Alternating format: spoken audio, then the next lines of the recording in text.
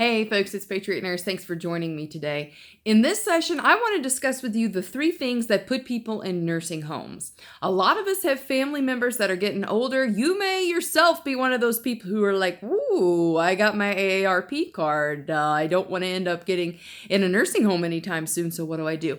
I want to go over with you the 3 things that are most likely to put people in a nursing home, and I say this coming from years, over a decade of experience as a nurse. And I want to share with you these things so that if you can build your life around avoiding them, hopefully it will keep you or someone you love out of a nursing home.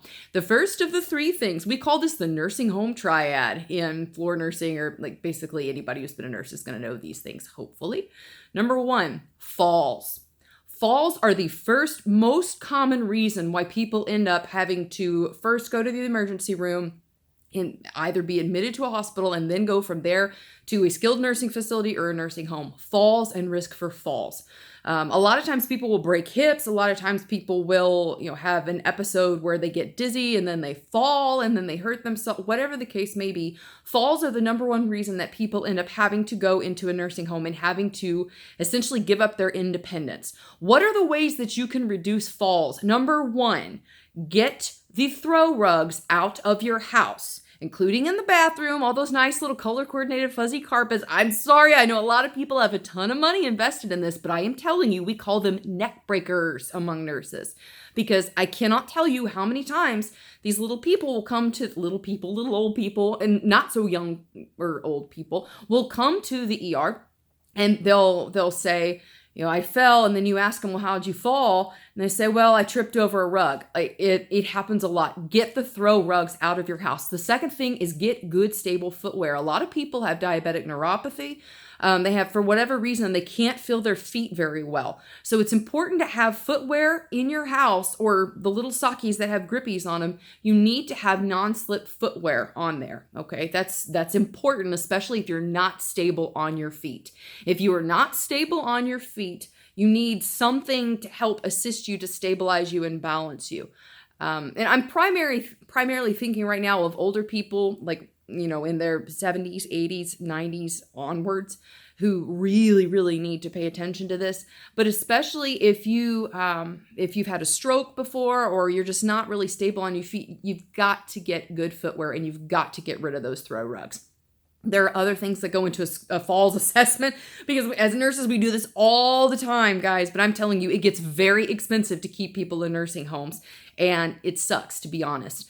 Not to hate on nurses who work in nursing homes, but nursing home staff, unfortunately, do not have the best reputation amongst nursing professionals. Mainly because of just the situation. I understand there's a lot of understaffing, but if you go to a nursing home, your likelihood for getting injured there is very high. Your likelihood for acquiring infections, for bed sores, all that other stuff is very high. So get the freaking throw rugs out of the house and wear good footwear. The second thing is incontinence. Falls, incontinence. I'm going for the third one here in a minute, so stick around. Incontinence. There's not a lot that we can do in some cases if you have a pre-existing condition, but keeping your urinary health sound, that's important.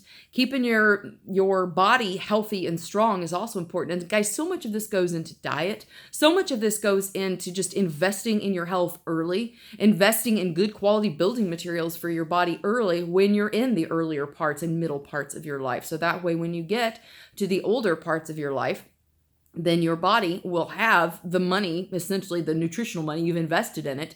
It'll have that built up for a strong and healthy foundation. If you were building a good house, you're not going to use crappy materials to do that and expect it to last long and be problem-free. But that's how we live in America and a lot of the West, is we abuse our bodies and we eat really, really bad food and expect that we're going to have healthy, vigorous years on into our old age. And that's just not the case. You got to spend the money invested in yourself. As far as avoiding incontinence, just avoid strokes, avoid things that are going to cause deficits, avoid things. How do you avoid strokes? Eat well, don't smoke, don't drink, okay? Just lifestyle choices. Lifestyle choices are a big one. The third of the 3, so we've got falls, incontinence. The third of them is dementia. These are the 3 things that put people in nursing homes: falls, incontinence, and dementia. With dementia, again, not a lot of things to directly deal with it once you've got it. Again, this goes back into having a good natural source of vitamins and nutrients in your diet. You know, the benefits of getting nutrients from the plants coming into your body versus a pill. Like, I could just probably do a video on that in and of itself. Okay. Your body is definitely going to do better getting the vitamins from a good plant-based diet, a diet that's, rich in, for instance, fish oil. Mediterranean diets are really good about this. The dementia part of it, we're learning more and more about this. So much of this, guys, is honestly avoiding risk factors, and there's some things that just can't be really mitigated. Genetics is one of them. There are factors we can control, and genetics is not one of them. Like, you can't really control who your family is in many cases, who your genetic donors are. But leading a good and active lifestyle is also part of this. Regular exercise to get the blood flowing to your body. That also helps with delaying the onset of dementia in many cases. And also with curtailing a lot of the negative effects of these neurological diseases that end up causing people to essentially not be alert and oriented. If you don't know where you are, if you don't know what year it is, and you don't know who you are, you're going to end up in a nursing home. And challenging yourself, staying socially engaged, I think, is a big part of this. And one of my major criticisms of the way that we do retirement in the United States is that we tell people to spend the first 2/3 of their lives working their butts off, sacrificing their family, sacrificing their health, in the hopes of someday, one day, after they hit between 55 and 65, being able to enjoy retirement. In a sense that in many cases, people will go to, after that, retirement communities where they are basically selecting out of the rest of the age strata of the human population, where they're only spending time with people who are their own age. And I'm here to tell you that is very toxic to people. You've got to be challenged. You've got to be around children. You've got to be around people from the entirety of the lifespan in order to live a full and healthy life. Okay. And Japan, there's been some pretty good studies come out from Japanese medicine in regards to helping people who have these neurological issues, especially like with Alzheimer's, pairing these folks up with younger children. And oftentimes that connection with younger children and being around younger children helps them to have a decrease basically in the symptoms of what they're dealing with.